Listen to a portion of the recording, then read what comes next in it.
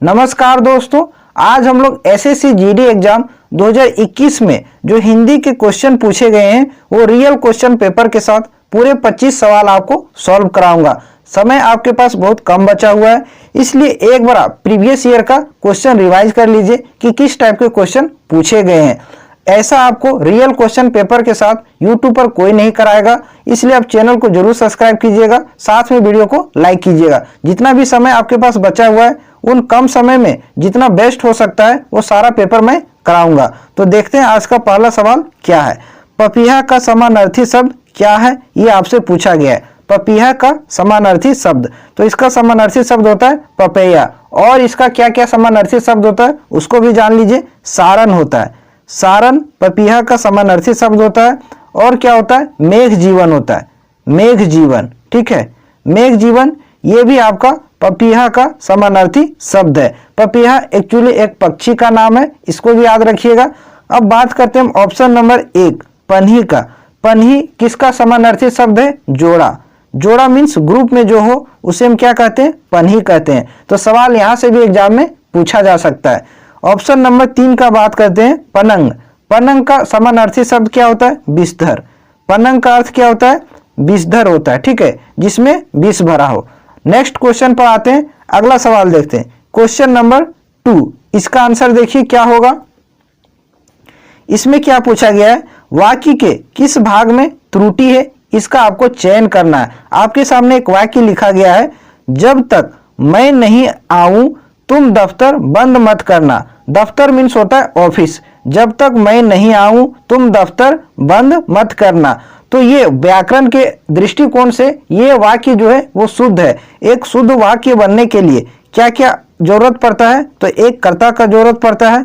ठीक है, और क्या जरूरत पड़ता है, एक कर्म का जरूरत पड़ता है, और एक आपका क्रिया का जरूरत पड़ता है अंत में। तो इन सभी शब्दों का जो मेल होगा वो सही शुद्ध वाक्य का निर्माण करेगा, जो इसमें किया हुआ है। इसमें कोई त्रुटि नहीं है। ऑप्शन नंबर 4 इस प्रश्न का सही आंसर हो जाएगा। ठीक है, अगले सवाल पर आते हैं, नेक्स्ट क्वेश्चन पर।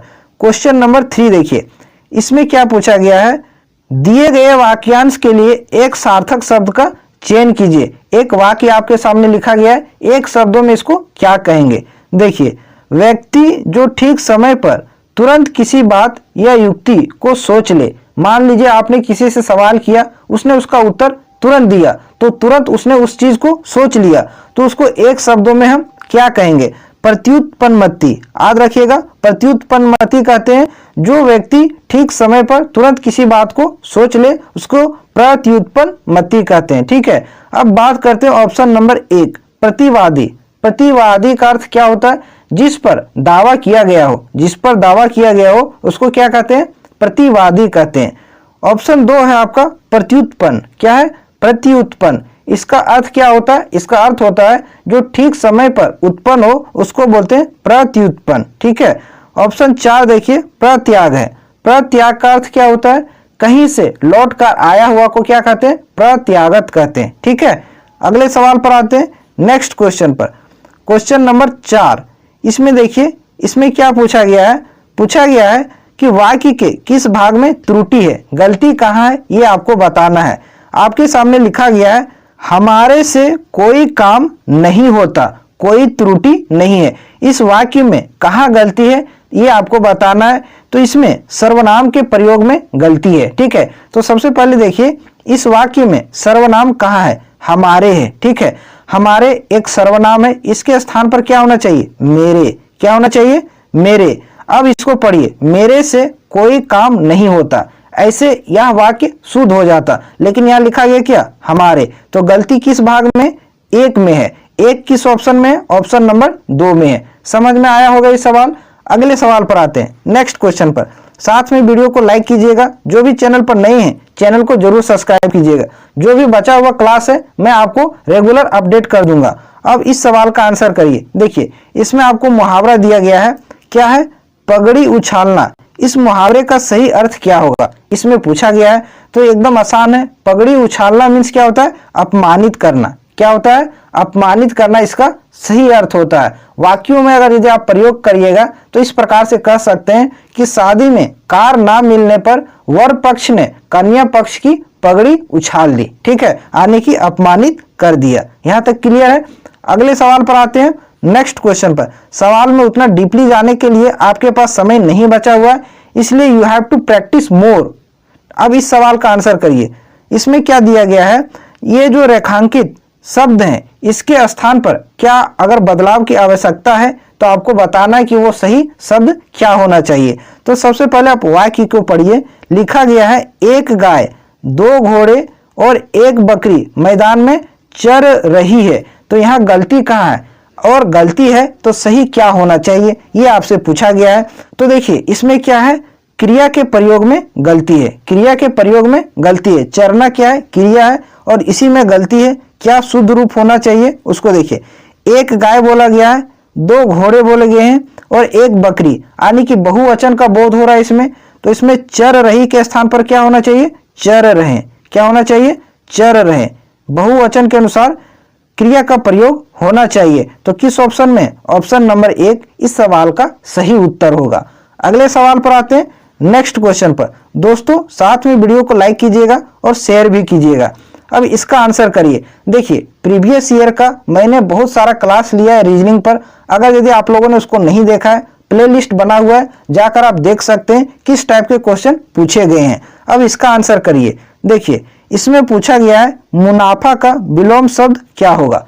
इसका अर्थ आप आसानी से बता सकते हैं। मुनाफा मीन्स क्या होता है, फायदा होता है, लाभ होता है।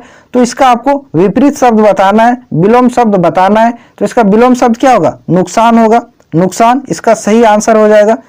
अगले सवाल पर आते हैं, क्वेश्चन नंबर 8 पर। 8 में देखिए क्या पूछा गया है, ये भी आपका क्या है, मुहावरा है। इस मुहावरे का अर्थ बताना है। दिन दूना रात चौगुना, इस मुहावरे का सही अर्थ क्या होगा। दिन दूना रात चौगुना, इस मुहावरे का सही अर्थ क्या होगा। तो खूब उन्नति करना, बहुत ही प्रगति करना, उसको बोलेंगे दिन दूना रात चौगुना, ठीक है। एक और है आपका ऑप्शन नंबर 1 में, दिखावा करना। ये किस मुहावरे का सही अर्थ है, तो ढोंग रचना, ठीक है। ढोंग रचना मुहावरे का सही अर्थ होगा दिखावा करना। आई होप यहां तक सभी पॉइंट आपका क्लियर हुआ होगा। अगले सवाल पर आते हैं, नेक्स्ट क्वेश्चन पर। क्वेश्चन नंबर 9 देखिए, ये रिक्त स्थान को भरना है। इसमें देखिए क्या बोला गया है, गर्मी से पहले रिक्त स्थान है, ऋतु आती है। तो गर्मी से पहले कौन सी ऋतु आती है, गर्मी से पहले बसंत ऋतु आती है। ये आपका लॉजिकल सवाल है। इसका आंसर आप आसानी से कर सकते हैं कि गर्मी से पहले ऋतु का मौसम आता है, ठीक है। अगले सवाल पर आते हैं, नेक्स्ट क्वेश्चन पर। क्वेश्चन नंबर 10 देखिए, इसमें भी वही सवाल है। क्या पूछा गया है, ये जो रेखांकित वाक्य हैं, ठीक है, उसमें कोई बदलाव की आवश्यकता है क्या। अगर है तो क्या होना चाहिए, और नहीं है तो किसी भी बदलाव की आवश्यकता नहीं है। ये आपको आंसर मार्क करना है। तो पढ़िए, खरगोश निरीश पशु है। क्या बोला गया है, खरगोश निरीश पशु है। देखिए निरीश जो लिखा गया, ठीक है, ये निरीश जो लिखा गया है एक्चुअल में इसका कोई अर्थ नहीं होता है। निरीश का कोई अर्थ नहीं होता है। सही क्या होना चाहिए, तो इसमें मात्रा के प्रयोग में गलती है। किसमें प्रयोग में गलती है, वर्तनी के प्रयोग में। तो सही क्या होना चाहिए, निरीश इस प्रकार से होता है, ठीक है, निरीश इस प्रकार से होता है। और निरीश का अर्थ क्या होता है, निरीश का अर्थ क्या होता है, इसका भी अर्थ जान लीजिए। इसका अर्थ होता है सीधा। क्या होता है, सीधा साधा। सीधा साधा इसका सही अर्थ होता है, या फिर कह सकते हैं निर्दोष, ठीक है। क्या कह सकते हैं, निर्दोष कह सकते हैं। अब यहां समझिए कि खरगोश निरुष पशु है, यानी कि सीधा साधा पशु है खरगोश। ऑप्शन नंबर 4 इस प्रश्न का सही आंसर होगा। इसके वर्तनी के प्रयोग में गलती था, ठीक है, निरीश के वर्तनी के प्रयोग में गलती था। निरीश का अर्थ भी आपको पता चल गया कि इसका अर्थ होता है सीधा साधा, या फिर निर्दोष भी कह सकते हैं, ठीक है। अगले सवाल पर आते हैं, नेक्स्ट क्वेश्चन पर। क्वेश्चन नंबर 11 देखेंगे। इसमें देखिए ये भी सेम सवाल है। इसमें किस वाक्य के भाग में त्रुटि है, इसका आपको आंसर करना है। आपके एग्जाम में 3 सवाल मिनिमम त्रुटि से संबंधित रहेगा। तो इस सवाल को आप अच्छे से देख लीजिए।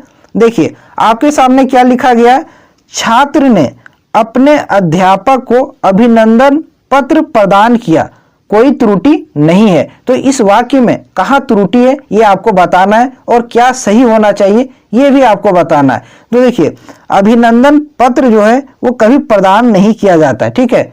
अभिनंदन पत्र को प्रदान नहीं किया जाता है। इसका सही आंसर क्या होना चाहिए? दिया। ठीक है, क्या होना चाहिए? प्रदान किया के स्थान पर केवल दिया शब्द होना चाहिए। अब इसको पढ़िए, छात्र ने अपने अध्यापक को अभिनंदन पत्र दिया, ठीक है, ना कि प्रदान किया। तो गलती कहाँ है? तीसरे नंबर में। तीसरा किस ऑप्शन में? तीसरे नंबर में। ठीक है, सवाल यहां तक समझ में आया होगा। अब आते हैं अगले सवाल पर, नेक्स्ट क्वेश्चन पर। क्वेश्चन नंबर 12 का आंसर करेंगे। रिक्त स्थानों की पूर्ति करना है। देखिए सवाल पढ़िए, भारत वस्तुतः ऋतुओं की रिक्त स्थान का देश है। तो ऋतुओं का क्या है? भारत में विविधता है। क्या है? विविधता है। विविधता मीन्स होता है अनेकता। ठीक है, क्या होता है? अनेकता। तो इसका सही आंसर होगा ऑप्शन नंबर 3, भारत वस्तुतः ऋतुओं की विविधता का देश रहा है। ठीक है, अगले सवाल पर आते हैं, नेक्स्ट क्वेश्चन पर। साथ में आप लोग वीडियो को जरूर लाइक कीजिएगा और जो भी चैनल पर नए हैं चैनल को जरूर सब्सक्राइब कीजिएगा। अब इस प्रश्न का आंसर कीजिए। इसमें बोला है कि वर्तनी, शुद्ध वर्तनी का आपको चयन करना है। ये जो शब्द लिखे गए हैं वो कौन सा शब्द शुद्ध है ये आपको बताना है। देखिए लिखा गया है क्या? परिशिष्ट। परिशिष्ट आपका शुद्ध है। और परिशिष्ट का अर्थ क्या होता है? इसका अर्थ आप जानिए कि परिशिष्ट का सही अर्थ क्या होता है। इसका अर्थ होता है बाकी बचा हुआ। क्या होता है? बाकी बचा हुआ। बाकी बचा हुआ इसका सही अर्थ होता है। ठीक है, तो इसमें जो लिखा गया शब्द वो परिशिष्ट का शुद्ध रूप है। इसका शुद्ध वर्तनी है। ऑप्शन नंबर 1 ये सवाल का सही आंसर होगा। अगले सवाल पर आते हैं, क्वेश्चन नंबर 14 का। इसमें देखिए, इसमें क्या पूछा गया है? विवाद से अलग रहने वाला वाक्यांश के लिए एक शब्द होगा। विवाद से अलग रहने वाला मीन्स कोई भी झंझट में जो नहीं पढ़ना चाहता हो, कोई भी विवाद में नहीं पढ़ना चाहता हो, उसको एक शब्दों में हम क्या कहेंगे? उसको कहेंगे तटस्थ। क्या कहेंगे? तटस्थ कहेंगे। तटस्थ मीन्स होता है सच्चाई का समर्थन करने वाला, ना कि झूठा का साथ देता हो। जो सच्चा हो वही वो बोलता हो, उसको हम क्या कहेंगे? तटस्थ कहते हैं, जो किसी भी विवाद में नहीं पड़ता हो। अब देखिए ऑप्शन नंबर 1 क्या लिखा गया है? अभियुक्त। और अभियुक्त का अर्थ क्या होता है? जिस पर मुकदमा चल रहा हो उसको क्या कहते हैं? अभियुक्त कहते हैं। ठीक है, अब देखिए ऑप्शन नंबर 3 मध्यस्थ लिखा गया है। मध्यस्थ मीन्स होता है बीच, मध्य का। ठीक है, गवाह का अर्थ तो आप सभी को जानते हैं। अब आते हैं अगले सवाल पर, नेक्स्ट क्वेश्चन पर। क्वेश्चन नंबर 15, इसका आंसर करेंगे आप लोग। अस्थायवर शब्द का विलोम शब्द क्या होगा? ठीक है, अस्थायवर का अर्थ क्या होता है? सबसे पहले इसका अर्थ समझिए। एक ही स्थान पर बने रहना। ठीक है, अडिग रहना, अचल रहना, उसको क्या कहेंगे? अस्थायवर कहेंगे। तो इसका विलोम शब्द क्या होगा? जंगम होगा। क्या होगा? जंगम। और जंगम का अर्थ क्या होता है? जंगम का अर्थ होता है एक स्थान से दूसरे स्थान पर चले जाना, उसको क्या कहेंगे? जंगम कहेंगे। और अस्थायवर क्या होता है? एक ही स्थान पर टिके रहना। तो ये इसका विलोम शब्द हो जाएगा। ऑप्शन नंबर 4 इस प्रश्न का सही उत्तर होगा। अगले सवाल पर आते हैं, नेक्स्ट क्वेश्चन पर। इसमें क्या पूछा गया है? दिए गए वाक्यांश के लिए एक सार्थक शब्द दीजिए। लिखा गया ग्राम का रहने वाला, जो ग्राम में रहता हो उसको क्या कहते हैं? ग्रामीण कहते हैं। एकदम आसान सवाल है। जो ग्राम में रहता हो उसको क्या कहते हैं? ग्रामीण कहते हैं। ठीक है, अब देखिए ऑप्शन नंबर 1 नागर लिखा गया है। नागर का क्या अर्थ होता है? जो नगर में रहता हो, शहर में रहने वाले व्यक्ति को क्या कहते हैं? नागर कहते हैं। नागरिक पूरे देशवासी को नागरिक कहते हैं। गंवार जो अनपढ़ हो, पढ़ा लिखा ना हो, उसको क्या कहते हैं? गंवार कहते हैं। अगले सवाल पर आते हैं, नेक्स्ट क्वेश्चन पर। क्वेश्चन नंबर 17, इसमें देखिए क्या पूछा गया है? समानार्थी शब्द आपसे पूछा गया है। किसका समानार्थी शब्द पूछा है? नदी का। नदी का समानार्थी शब्द क्या होगा? तो नदी का समानार्थी शब्द क्या क्या होता है उसको आप सबसे पहले जान लीजिए। नदी का समानार्थी शब्द होता है वाहिनी। क्या होता है? वाहिनी होता है। इसको याद रखिएगा, वाहिनी। और क्या होता है? और आपका होता है तरंगिनी। क्या होता है? तरंगिनी। ठीक है, तरंगिनी ये भी जो है वो नदी का समानार्थी शब्द होता है। और क्या होता है? और होता है आपका सैलजा। क्या होता है? सैलजा ये भी आपका क्या है? नदी का समानार्थी शब्द है। ठीक है, और होता है आपका क्या? सरिता भी होता है। क्या होता है? सरिता। सरिता नदी का समानार्थी शब्द होता है। तो इस प्रश्न का सही आंसर हो जाएगा सरिता। सरिता इस ऑप्शन में दिया हुआ है। तो सरिता नदी का समानार्थी शब्द है। तो यहाँ तक आपका सभी सवाल क्लियर हुआ होगा। अब देखिए ऑप्शन नंबर 2 में तरिणी लिखा गया है और तरिणी का अर्थ होता है नौका या जलयान। ठीक है, अब आते हैं अगले सवाल पर, नेक्स्ट क्वेश्चन पर। क्वेश्चन नंबर 18, इसका आंसर करिए। देखिए इसमें क्या बोला गया है, ये जो रेखांकित शब्द हैं, ठीक है, इसमें कोई बदलाव की आवश्यकता है क्या, और है तो क्या होना चाहिए, और नहीं है तो आप आंसर देंगे किसी बदलाव की आवश्यकता नहीं है। सवाल पढ़िए, हत्यारे को मृत्यु दंड की सजा मिलेगी। ठीक है, क्या लिखा गया है, हत्यारे को मृत्यु दंड की सजा मिलेगी। सबसे पहले आप इधर यहां समझिए, दंड, क्या दंड, और एक शब्द इसमें और है सजा। क्या लिखा गया है, सजा। दंड और सजा ये दोनों का अर्थ सेम है। ठीक है, इक्वल है, इन दोनों का अर्थ क्या है, सेम है, इक्वल है। लेकिन इसमें, इस वाक्य में इन दोनों शब्दों का प्रयोग किया गया है। यहाँ दंड है और सजा भी है, यानी कि एक अर्थ वाले शब्द का 2 बार प्रयोग किया गया है। तो गलती है इसमें, तो सही क्या होना चाहिए, हत्यारे को मृत्यु दंड, ठीक है, मिलेगा। ये की सजा के स्थान पर क्या होगा, केवल मिलेगा, ये आपका नहीं होगा। हत्यारे को मृत्यु दंड मिलेगा। ठीक है, समझ में आए सवाल में क्या गलती थी, एक ही अर्थ वाले 2 शब्दों का प्रयोग किया गया था। ठीक है, अगले सवाल पर आते हैं, नेक्स्ट क्वेश्चन पर। क्वेश्चन नंबर 19, इसका आंसर आप लोग करेंगे। देखिए इसमें क्या पूछा गया है, लखनऊ जाकर कार्यालय से कई निपटाने हैं, तो इस रिक्त स्थान को भरना है। तो लखनऊ जाकर कार्यालय के कई कार्य को निपटाने, ठीक है, वर्क को खत्म करना। एकदम आसान सा सवाल है ये, इसका आंसर आसानी से आप कर सकते हैं। अगले सवाल पर आते हैं, क्वेश्चन नंबर 20 का आंसर करेंगे।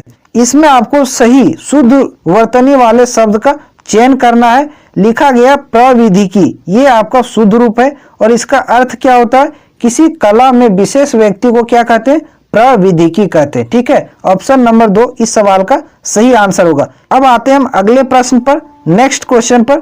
क्वेश्चन नंबर 21 से देखेंगे, यहां से आपका गद्यांश स्टार्ट होता है और इसके कुछ भाग मिसिंग है, और सही क्या भरा जाएगा वो आपको बताना है। ठीक है, इस टाइप के सवाल 5 आपके एग्जाम में पूछे जाएंगे। तो आपको क्लास कैसा लग रहा है कमेंट करके आपको जरूर बताना है। प्रीवियस ईयर का क्वेश्चन देखने से आपको समझ में आएगा कि किस टाइप के क्वेश्चन पूछे गए हैं और किस तरह से पूछे जा सकते हैं। ठीक है, अब बात करते हैं क्वेश्चन नंबर 21 की। तो इसका सही आंसर क्या होगा, सवाल को सबसे पहले पढ़िए, उसके बाद आंसर करने का कोशिश करेंगे। देखिए क्या लिखा गया है, मानव जीवन को सफल बनाने के लिए 3 साधनों का उल्लेख हमारे शास्त्रों में बताया गया। ठीक है, वो कौन 3 साधन है, ज्ञान, भक्ति और रिक्त स्थान है। रिक्त स्थान पर क्या आएगा, ज्ञान, भक्ति और क्या होना चाहिए, कर्म। क्या होना चाहिए, कर्म जो होगा इसका सही आंसर होगा। ठीक है, तो शास्त्रों में बताया गया है कि मानव जीवन तभी सफल हो सकता है जब व्यक्ति के पास ज्ञान हो, भक्ति हो और कर्म हो। ठीक है, तो पहले स्थान पर क्या भराएगा, कर्म भराएगा आपका। यहां तक आपका क्लियर है। अब आते हैं दूसरे ब्लैंक्स में, अगले सवाल में आते हैं, क्वेश्चन नंबर 22 में। इसमें देखिए आगे क्या बोला गया है, अन्य प्राणियों से रिक्त स्थान है नहीं हो सकती है। तो अन्य प्राणियों से क्या नहीं हो सकती है, इन तीनों में से अन्य प्राणियों से क्या नहीं हो सकती है, तो भक्ति नहीं हो सकती है। सभी व्यक्ति के द्वारा भक्ति नहीं हो पाती है, इसलिए यहाँ कहा गया है कि अन्य प्राणियों से भक्ति नहीं हो सकती है। यहाँ क्या भराएगा, भक्ति भराएगा। ठीक है, अब आगे समझिए कि इसमें और क्या इसका अर्थ हो सकता है उसको आप समझिए।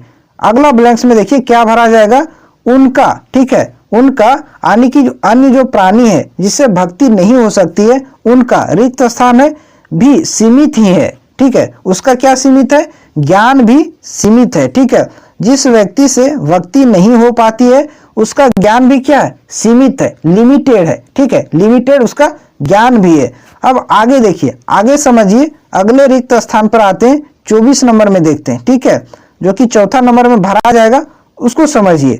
बिना, क्या लिखा गया है, बिना रिक्त स्थान है के ज्ञान बेकार है। किसके बिना, ज्ञान बेकार है, तो कर्म के बिना क्या है, ज्ञान बेकार है। अगर किसी व्यक्ति मानव में कर्म करने की क्षमता या इच्छा ना हो तो उसका ज्ञान क्या है, बेकार है। अगर आप पढ़े लिखे हैं, सही कर्म नहीं करते हैं, तो आपका ज्ञान का कोई अर्थ नहीं निकलता है। ठीक है, अब आते हैं आज के अंतिम सवाल पर, क्वेश्चन नंबर 25 पर, और अंत में क्या भरा जाएगा उसको समझिए। बहुत ही अच्छा ये गद्यांश है, आगे पढ़िए। यहाँ क्या भरा है ऑप्शन 4 में, बिना कर्म के ज्ञान क्या है, बेकार है। अब आगे पढ़िए, ज्ञान वही व्यवहारिक है जो कर्म को आगे बढ़ाने में सहायक हो। तो ज्ञान जो है वही सफल होगा, व्यवहारिक होगा, जो कर्म को आगे बढ़ाने में क्या हो, सफल हो, सहायक हो। ठीक है, आगे पढ़िए, कर्म ही प्रधानता है, कर्म ही क्या है, प्रधानता है, सुप्रीम है। आगे पढ़िए, गीता में भी कर्म की महिमा और का व्याख्यान है, गीता में भी कर्म का और कर्म के फल का क्या है, व्याख्यान है। ठीक है, आप कर्म करेंगे तो आपको फल मिलेगी, तो इसका सही आंसर क्या होगा, कर्म फल, खाली स्थान 5 में भरा जाएगा। तो ये थे आज के सभी हिंदी के प्रश्न, जो काफी अच्छे तरीके से मैंने आपको एक्सप्लेन करके सभी क्वेश्चन को समझाया है। वीडियो अगर अच्छा लगा हो तो चैनल को जरूर सब्सक्राइब कीजिएगा, साथ में वीडियो को लाइक एंड शेयर जरूर कीजिएगा। और अगर यदि आप रात 8 बजे नहीं जुड़ते हैं तो रात 8 बजे आप जरूर जुड़िए, हिंदी का लाइव क्लास होता है, रियल क्वेश्चन पेपर के साथ आपको लाइव क्लास कराऊंगा, आप उसमें जरूर जुड़िएगा। और रीजनिंग का अगर यदि आप लोगों ने क्लास नहीं देखा है तो जरूर देख लीजिएगा, प्लेलिस्ट वहाँ बना हुआ है। तो चलिए फिर मिलते हैं आपसे अगली क्लास में। जय हिंद।